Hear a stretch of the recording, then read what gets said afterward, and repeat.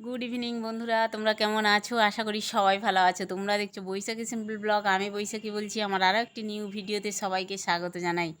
তো আজকে কোনো ব্লগ নিয়ে আসিনি, আজকে তোমাদের মাঝে পেঁয়াজি রেসিপি শেয়ার করব। অবশ্যই দেখো, পেঁয়াজি রেসিপিটা বারবার বানাতেও ইচ্ছে করবে, সবাইকে খাওয়াতেও ইচ্ছে করবে, সবাই কিন্তু প্রশংসা করবে। এই পেঁয়াজি একবার খেলে না বারবার খেতে ইচ্ছে করবে। তো চলো রেসিপিটা শেয়ার করি।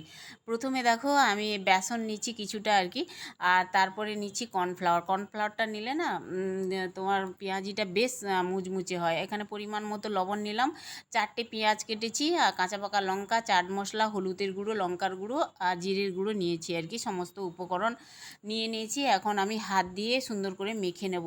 আর দেখো, মেখে নেওয়ার জন্য অল্প অল্প একটু জল মেশাবো, যাতে ব্যাটারটা পাতলা না হয়ে যায়, একদম শক্তও না হয়ে যায়। পরিমাণ মতো জল দিয়ে দিয়ে ভালো করে সুন্দর করে এই যে মাখিয়ে নেব আর কি হাত দিয়ে। দেখো, খুব সুন্দর মাখিয়ে নিয়েছি। এইভাবে পাতলা